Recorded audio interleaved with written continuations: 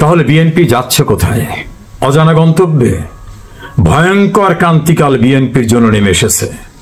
এই ক্রান্তিকালে বিএনপির রাজনৈতিক অস্তিত্ব আবার অনিশ্চয়তার দিকে চলে গেল। তাহলে বিএনপি একেবারে ক্ষমতার কাছাকাছি গেছে, শুধু চেয়ারে বসতে বাকি। কারণ 5 আগস্টের পরে পল্টনে বিএনপি সবাই বলা হয়েছিল খুব শিগগিরই বাংলাদেশে চলে আসবেন। অনেক নেতা তো বক্তব্যের সময় বলছিলেন যে আজকে ভার্চুয়ালি যুক্ত হচ্ছেন আমাদের ভাবি প্রধানমন্ত্রী তারেক রহমান। প্রধানমন্ত্রী হয়ে গেছেন, শুধু দিয়ে বসতে বাকি। এখন তো কোনো মামলা নাই, কোনো কিছুই নেই, তারপর তিনি ফিরছেন না। সম্ভাব্য প্রধানমন্ত্রীর দল এমন হারছেন এবং এমন সংকটে পড়েছেন, জিয়াউর রহমানের মৃত্যুর পরে এ জাতীয় ক্রান্তিকালে তারা পড়েছিল কিনা সেটা নিয়েও তাদের দলীয় নেতৃবৃন্দ বিভিন্ন রকম মত বিনিময় করছেন। আর একজন আর তো বলতেন যে আমরা জুলাই যোদ্ধা, এই দেশের সমস্ত মানুষ আমাদের উপর আস্থা রেখেছে। ওই যে বৈষম্য বিরোধী ছাত্র আন্দোলন, তাদের ছাত্র সংগঠনের নাম বাকশাস, বাংলাদেশ গণতান্ত্রিক ছাত্র সংসদ। ভোটে নাকি তাদের কাছে কেউ টিকবেই না। তারাও লুটপাট করে, মব সন্ত্রাস করে, মানুষকে অপমান করে, বাচালের মতো কথা বলে, বেয়াদবের মতো আচরণ করে এমন জায়গায় পৌঁছেছেন যে নির্বাচনী ফলাফলে নিচের দিক থেকে তার ফার্স্ট হয়েছে, নিচের দিক থেকে, অর্থাৎ একেবারে বটমে। দেশের বাইরে যেখানে যাচ্ছে, আমেরিকা, জাপান, ইংল্যান্ড যেখানে যাচ্ছে, সেখানে প্রচন্ড ক্ষুব্ধ মানুষের দ্বারা হেনস্থা হচ্ছেন, লাঞ্ছিত হচ্ছেন। এমনকি ইংল্যান্ডে আসার পরে তাদের নেতাকে ইউনুসকে দেখাই করেন না ইংল্যান্ডের প্রাইম মিনিস্টার। আর নাস্তে নাবুদ হচ্ছেন যেখানে যান। তাদের নেতারা ডগ স্কোয়াড, সোয়াত squad, RAB, police, BGB, army ছাড়া আর কোথাও বের হতে পারছেন না। জনপ্রিয়তা এমন বাড়ছে, এই যে চড়ে পাকা বেয়াদব শ্রেণী, এদেরকে মানুষ মনে করতেছে চরম অসভ্য, বেয়াদব, শিষ্টাচারহীন। অবশ্য তারা একটা কাজ ঠিকই করছেন, এই এত পরিশ্রম করছেন, কিছু কামাবেন না। শত শত কোটি টাকা বিভিন্ন গ্রুপ অফ কোম্পানিজের কাছ থেকে নিচ্ছেন, বিভিন্ন বড় ব্যবসায়ীদের কাছ থেকে নিচ্ছেন, আওয়ামী লীগের লোকদের কাছ থেকে নিচ্ছেন। আমার এলাকায় তো ইউনিয়ন পরিষদ না, উপজেলা না, একেবারে গ্রাম পর্যায়ে চাঁদাবাজি চলতেছে, দেদারছে। পুলিশ কাউকে ধরতে গেলে বলা হয় না, ধরবেন না। ওরা 16 বছর এই অবস্থায় ছিল, 16 বছর যারা খেয়েছে তাদের যে সব বিষয় সম্পত্তি আছে তাদের ভাগ আছে। এমনকি একটা মিষ্টির দোকানদারকে 21 লক্ষ টাকা চাঁদা দিতে হয়েছে 3 কিস্তিতে। উপজেলা পর্যায়ে স্কুলের হেডমাস্টার হিন্দু, মুক্তিযোদ্ধা ভাতা তুলতে আসছে, অর্ধেকটা রেখে দেওয়া হয়। এই ভয়ঙ্কর পরিস্থিতি সারা বাংলাদেশ, শুধু আমার এলাকায় তা না।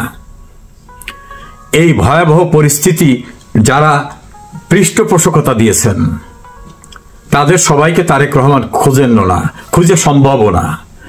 ইমেজ সংকট এমন জায়গায় নিয়ে গেছেন, এখন উভয় সংকটে বিএনপি।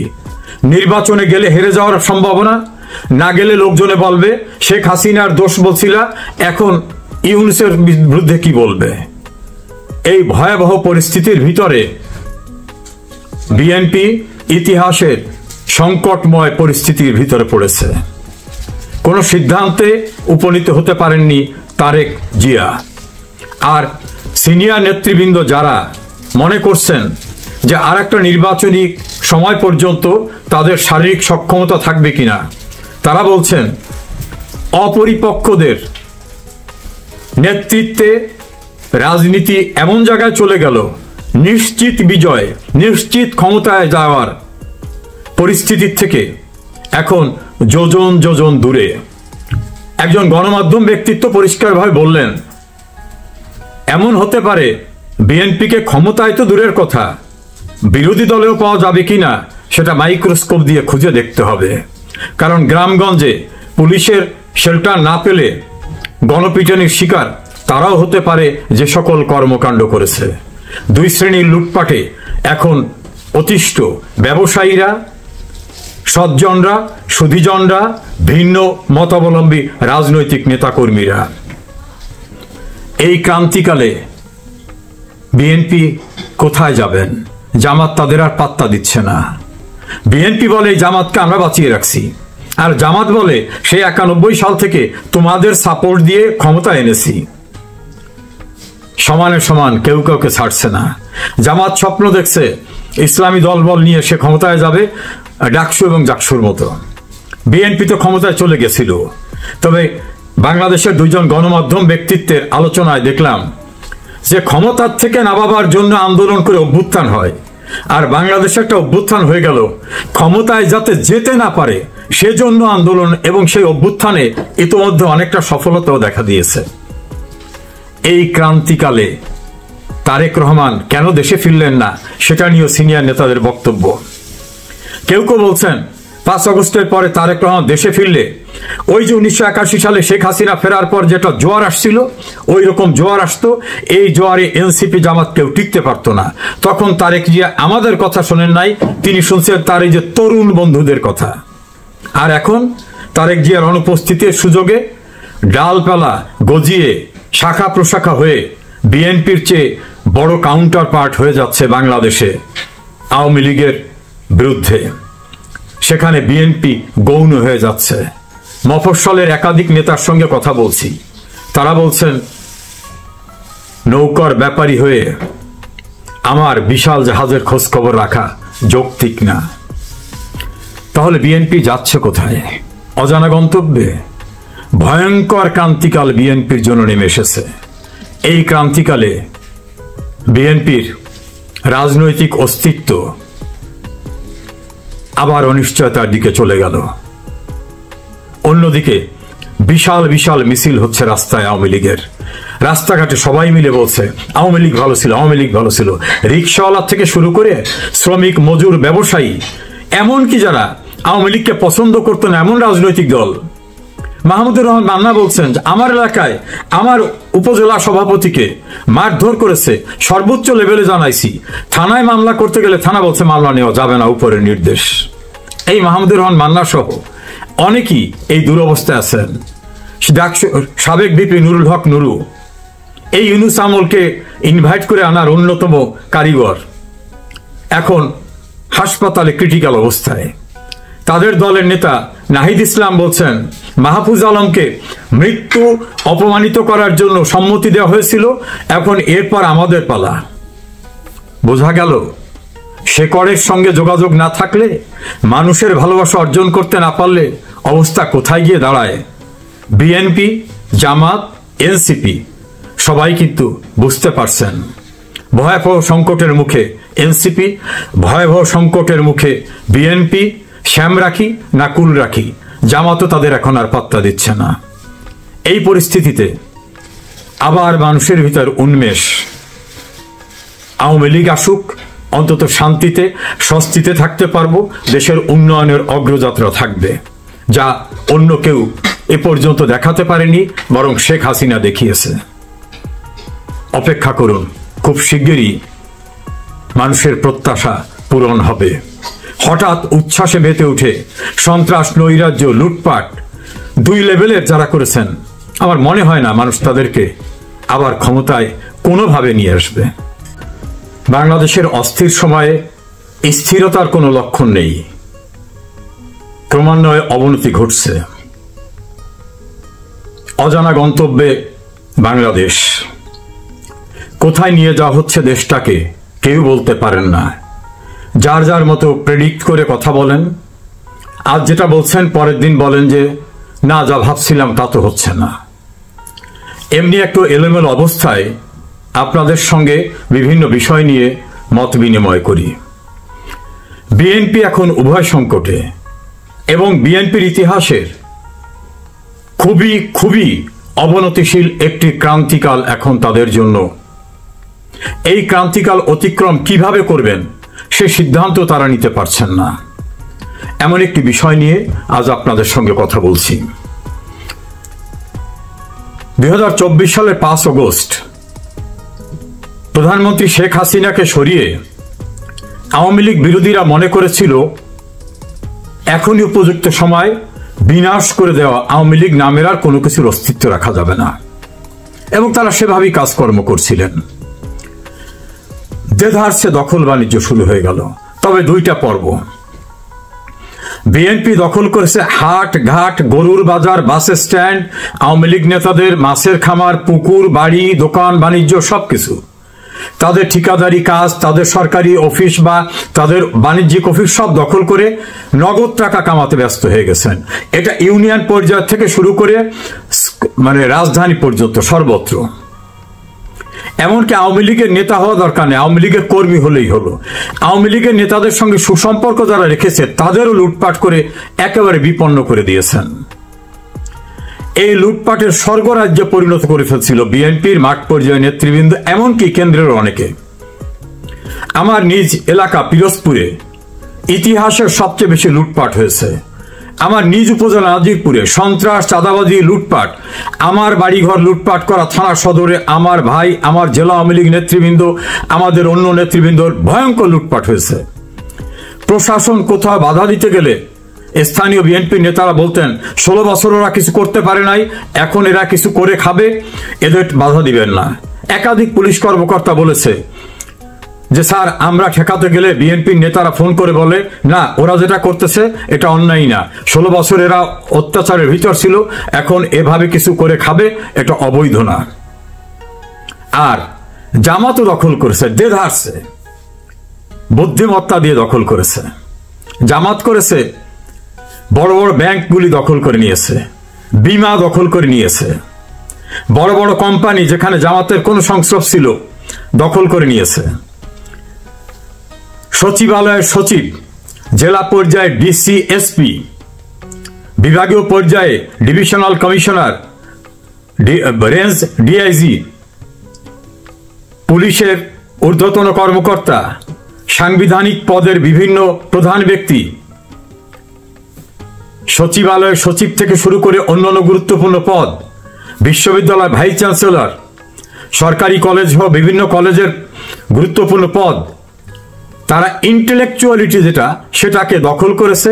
দখল বাণিজ্যে কেউ পিছিয়ে ছিল না। এক গ্রুপ করেছে পরিকল্পিতভাবে, আর এক গ্রুপ নগদ খাই এভাবে কাছিয়েছে। আর মবে জামাত অবশ্যই সম্পৃক্ত ছিল, কিন্তু তারা ফেসে পড়েনি। আর বিএনপি সারা বাংলাদেশের গ্রাম থেকে শুরু করে ইউনিয়ন, উপজেলা, হেন কোনো জায়গা নাই যেখানে মব সন্ত্রাস করেনি।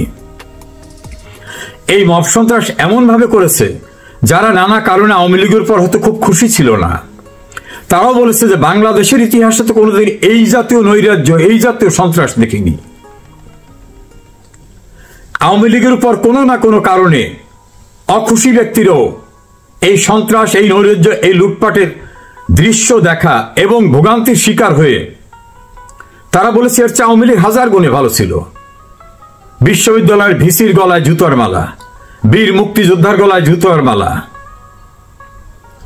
গ্রামে কলেজের প্রিন্সিপাল, স্কুলের প্রধান শিক্ষক হেনস্থা হয়নি এমন কোনো জায়গা নাই।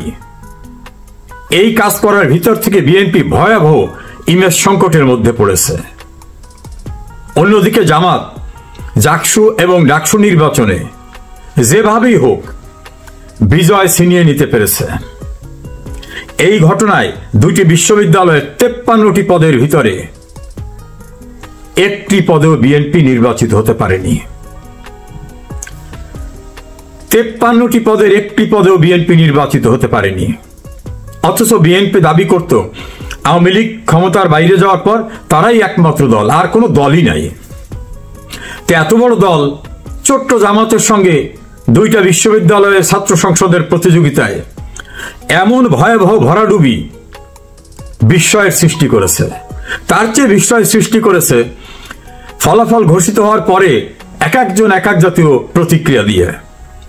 আসাদুজ্জামান রিপন একসময় ছাত্র দলের সভাপতি ছিলেন, তিনি তো বলছেন ছাত্রলীগের ভোটেই শিবির নির্বাচিত হয়েছে।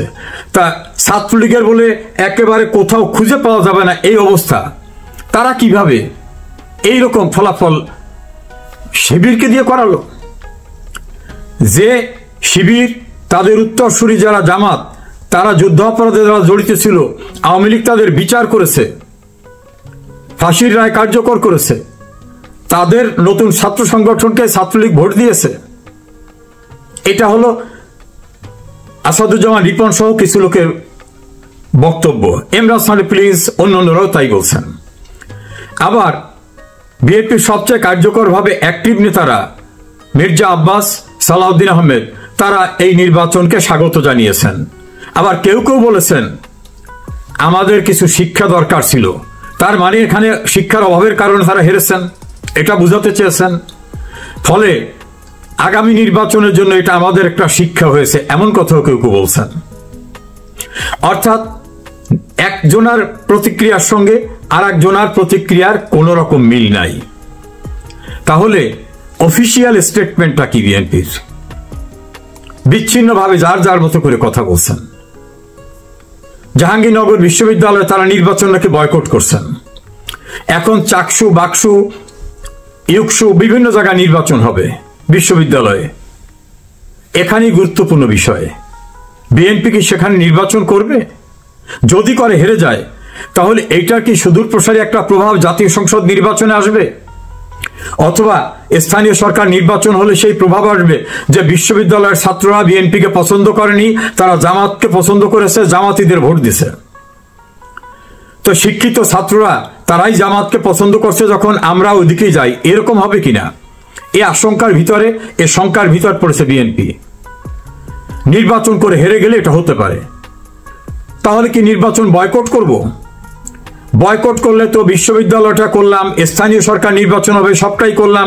তাহলে লোকজনে যদি বলে এরা বয়কটের পার্টি, এরা কারুর উপর আস্থা নাই, এখন তো আওয়ামী লীগ নাই, ইউনূস সরকার তো নিরপেক্ষ, সেখানেও নির্বাচন করতে এরা ভয় পায়, তার অধীনে নির্বাচন করলে হেরে যায়, আসলে এদের কোনো গ্রহণযোগ্যতা নাই, এই জোয়ারটা যদি ওঠে এবং এটা যদি জামাত ভালোভাবে ক্যাশ করতে পারে, তখন বিএনপির অবস্থা কি হবে? এই ভয়ঙ্কর পরিস্থিতিতে আগামী ছাত্র সংসদ নির্বাচন, কলেজ সংসদ নির্বাচন, ইউনিভার্সিটির স্থানীয় সরকার নির্বাচনে কি অবস্থান হবে বিএনপির? তারেক জিয়া একাধিক তার তরুণ অ্যাসোসিয়েটদের সঙ্গে কথা বলে মতামত নিয়েছেন, তাদের পরামর্শ নিয়েছেন। সিনিয়র নেতাদের সঙ্গে তিনি কথা বলছেন, যার যার অভিমত তিনি নিচ্ছেন।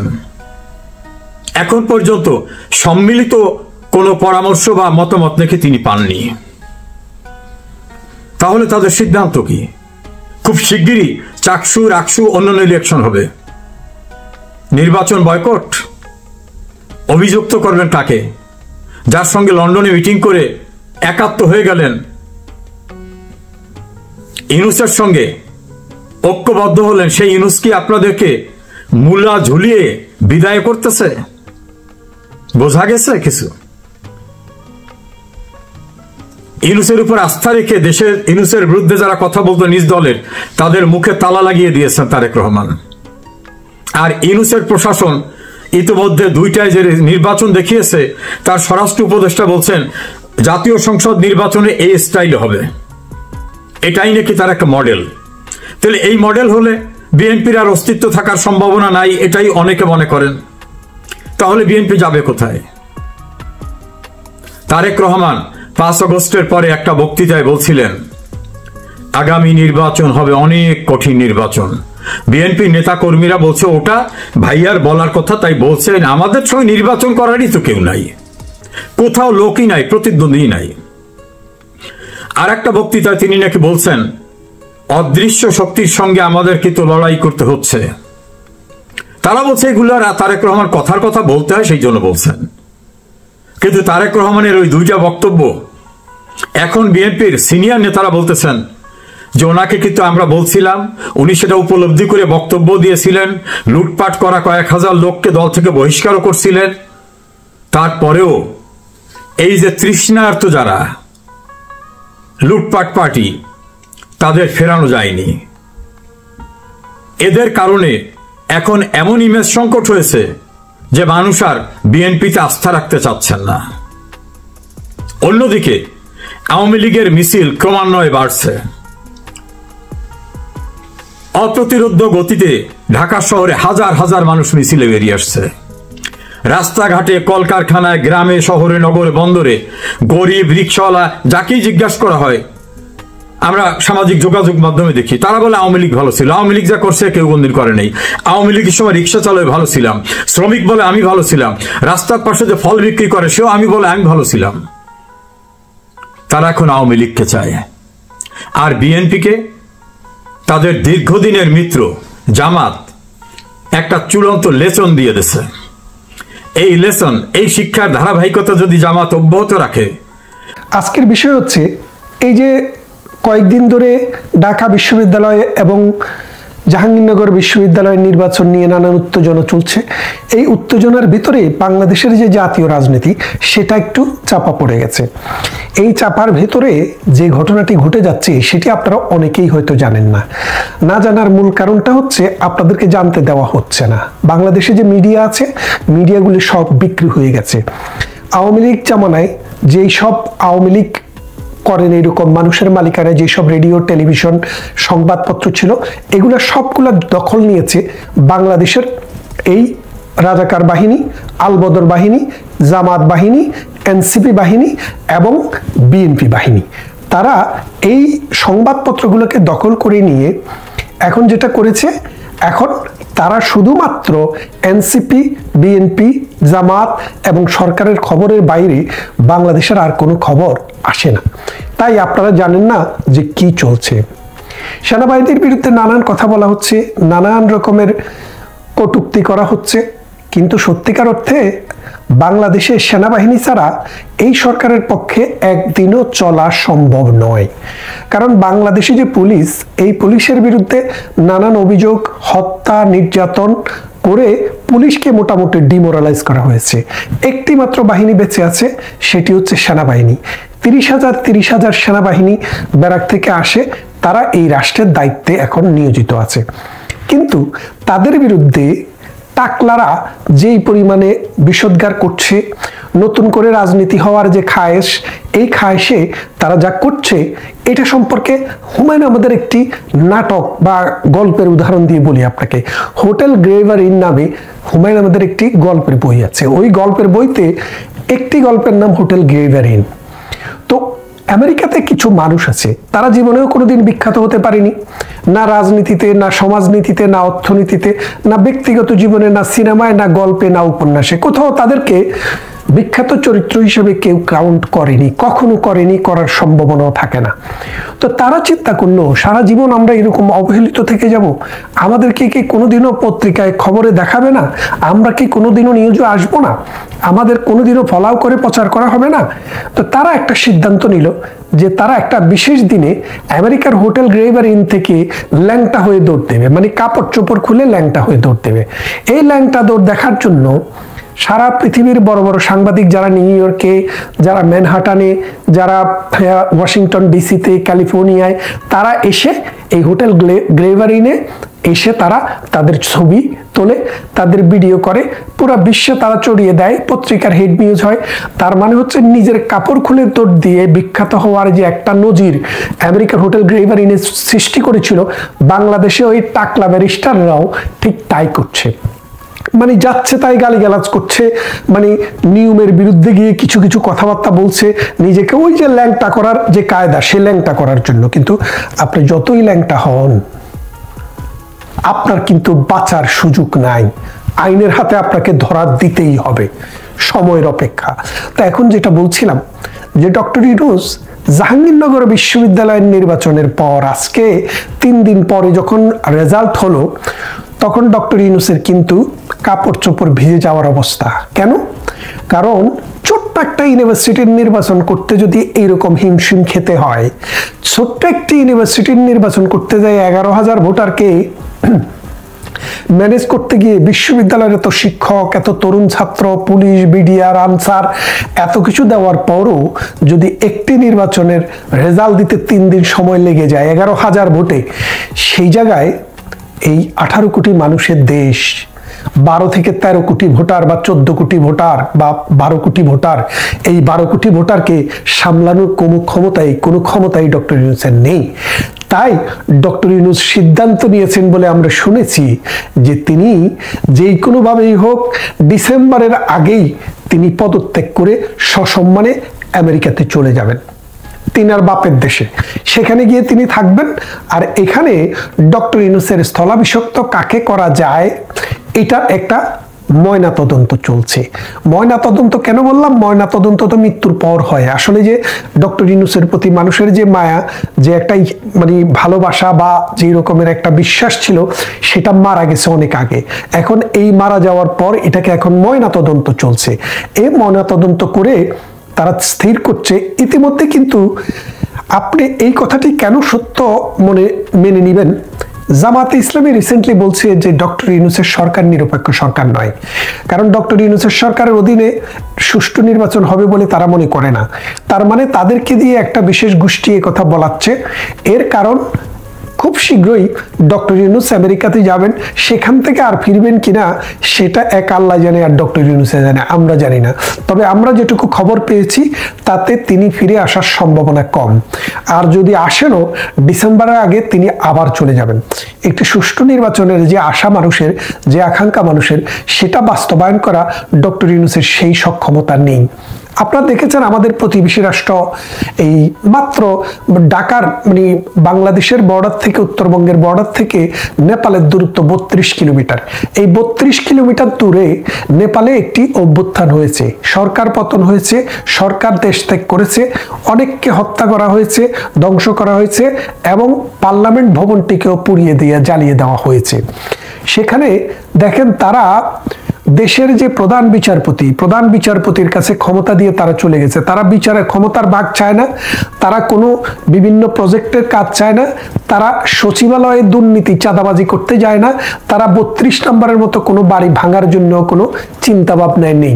তারা যে চিন্তা ভাবনায় আছে, তারা মাথা নত করে প্রধান বিচারপতির কাছে ক্ষমতা দিয়ে যে আপনি একটি সুষ্ঠু নির্বাচন করে আপনিও চলে যান, আমরাও আমাদের বিদ্যালয়ে ফিরে যাচ্ছি। কিন্তু আমাদের এই সাগুরা, আমাদের এই অসভ্য জ্যানজি, তারা কিন্তু স্কুলে ফিরে যায়নি, বিশ্ববিদ্যালয়ে ফিরে যায়নি, কলেজে ফিরে যায়নি। তারা 1 বছর থেকে টোকাইয়ের মতো ঢাকা, চিটাগং, রাজশাহী, খুলনা, বরিশাল, যশোর সব জায়গায় কোনায় কোনায় যেখানে সেখানে সাদাবাজি, সন্ত্রাস, ধর্ষণ, খুন, রাহাজানি এটাতে মিশে গিয়েছিল। এর ফলে যেটা হয়েছে যে জাতীয় যে চরিত্র, ছাত্রদের যে চরিত্র ছিল সেটা ধ্বংস হয়ে গেছে, একটা প্রজন্ম ধ্বংস হয়ে গেছে। আপনার একটা সরকার যদি ধ্বংস হয়, একটা সরকার যদি খারাপ হয়, এই সরকারকে বিতাড়ন করে নতুন সরকার আনা যায়, কিন্তু পরবর্তী যে প্রজন্ম, এই প্রজন্ম যদি ধ্বংস হয়ে যায় তাহলে সে দেশের আর কোনো আশা ভরসা থাকে না। বাংলাদেশের ভবিষ্যৎ প্রজন্ম ধ্বংস হয়ে গেছে অন্তত আগামী 10 বছরের জন্য। এই যে প্রজন্মটি ধ্বংস হয়েছে, এই ধ্বংসপ্রাপ্ত প্রজন্মকে নেতৃত্ব দিবে মৌলবাদী শক্তি, জঙ্গিবাদী শক্তি, 71-এর পরাজিত শক্তি এবং জামাতে ইসলামী, নেজামে ইসলামী, সরমনাই, এই রকম ধরনের মৌলবাদী শক্তিরা। এই মৌলবাদী শক্তিরা বাংলাদেশের মানুষের মুখকে ফিরিয়ে দিবে মধ্যযুগীয় বর্বরতার দিকে, নারীদেরকে ঠেলে দিবে শ্রমবাজারের বাইরে। মানুষের শ্রম, মানুষের জীবন, মানুষের অর্থনীতি, রাজনীতি সবকিছু কলুষিত হবে।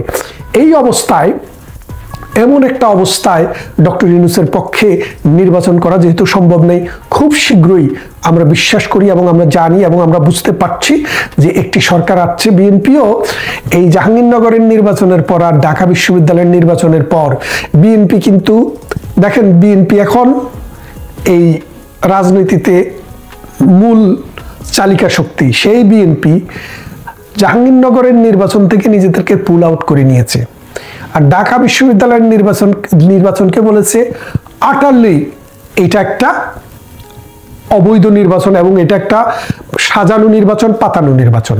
এবং এর ফলে কি হলো যে নির্বাচন ব্যবস্থায় যদি একটা ইউনিভার্সিটির নির্বাচন করতে না পারে একটা সরকার ক্ষমতায় থেকে, তাহলে তারা পুরো দেশের নির্বাচন করবে কিভাবে? তাই বিএনপিও তলে তলে আর্মির সাথে সমঝোতা করছে, আর্মির সাথে আলাপ আলোচনা হচ্ছে বিএনপির বড় বড় নেতাদের যে কবে, কখন, কিভাবে একটি তত্ত্বাবধায়ক সরকার আসবে। আর্মি সেখানে সরাসরি চীনে আসবে না, আর্মি ব্যাকড, আর্মিরা নির্বাচন করে দিবে মানুষ, অথবা বিভিন্ন দল থেকে নির্বাচন করে দিবে মানুষ। সেই মানুষরা দেশ একটা নির্বাচনকালীন সরকার পরিচালনা করে একটি সুষ্ঠু নির্বাচন করবে। তাই ডক্টর ইউনূস অতদিনে তার যা হাতিয়ে নেওয়ার, যা বাগিয়ে নেওয়ার তা নিয়েছে। আর ওই যে সমন্বয়ক নামে যে সন্ত্রাসীরা, এনসিপি নামে যে সন্ত্রাসীরা, এরা কিন্তু এক একটা ফুলে কিন্তু কলা গাছ হয়ে গেছে। আপনারা দেখেছেন কিনা? আমরা ছোটবেলায় শুনতাম হুজুররা বলতেন ওয়াজ করতে যে যারা সুদ খায়, ঘুষ খায়, তাদের পেট মোটা হয়ে যায়। তো এই পেট মোটাদের দল কারা? এই যে দেখেন হাসনাত, সার্জিজ, এগুলার কি অবস্থা, এক একটা গবর মতো হয়ে গেছে। অথচ মানে 2024 সালের 5 আগস্টের আগে এক একটা চিপচিপে শরীর ছিল, আর এখন এক একটা টাকার পাহাড়, শরীরের পাহাড় এবং সন্ত্রাস দুর্নীতি করে সম্পদের পাহাড় বানিয়ে ফেলেছে। এই সন্ত্রাস, এই দুর্নীতিবাজরা এই রাজনীতিতে এসে কালো টাকা ঢালার অপেক্ষায় আছে। কিন্তু যতই ঢালেন, এদেশের আইন, এদেশের বিচার আপনাদেরকে ক্ষমা করবে না। আপনাদেরকে শ্বশুর বাড়িতে যেতেই হবে। এবং আরেকটি বিষয় হচ্ছে, তত্ত্বাবধায়ক সরকার যদি আসে, সেই তত্ত্বাবধায়ক সরকার কি আওয়ামী লীগকে নির্বাচন করতে দেবে? গ্যারান্টি রাখেন। এবং নিশ্চিতভাবে বলি, এই নতুন তত্ত্বাবধায়ক সরকার আসার পর প্রথম যে কাজটি হবে, সেই কাজটি হবে সকল দলকে সমানভাবে সুযোগ দেওয়ার জন্য সকল দলের রাজনৈতিক কর্মকাণ্ডের উপর থেকে নিষেধাজ্ঞা প্রত্যাহার করা হবে। এবং এই নিষেধাজ্ঞা প্রত্যাহার করার পর বাংলাদেশ আওয়ামী লীগ মাঠে নামবে এবং তারাও নির্বাচনে অংশগ্রহণ করবে।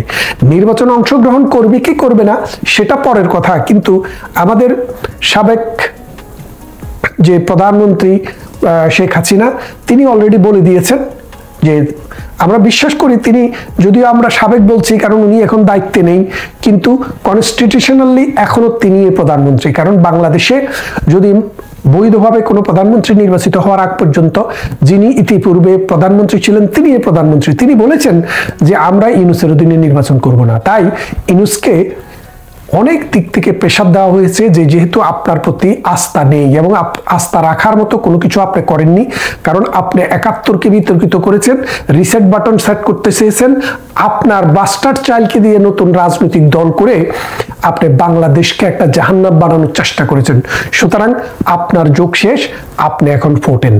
নতুন নির্বাচন হবে, নতুন নির্বাচন কমিশনও আসতে পারে, নতুন একটি সরকারও আসবে। সেই সরকারের কাজ হবে একটি সুষ্ঠু নির্বাচন করা, আর সেই নির্বাচনে প্রথম কাজ হবে সেই নতুন সরকারের আওয়ামী লীগ সহ যেই সব রাজনৈতিক দলের উপর এই মানে নিষেধাজ্ঞা দেওয়া আছে, নিষেধাজ্ঞা বলতে কর্মসূচিতে, সেটা প্রত্যাহার করা হবে। আর সেই প্রত্যাহারের পর থেকেই আওয়ামী লীগ কর্মীরা মাঠে নামবে। আপনিও প্রস্তুত থাকেন, আমরাও প্রস্তুত।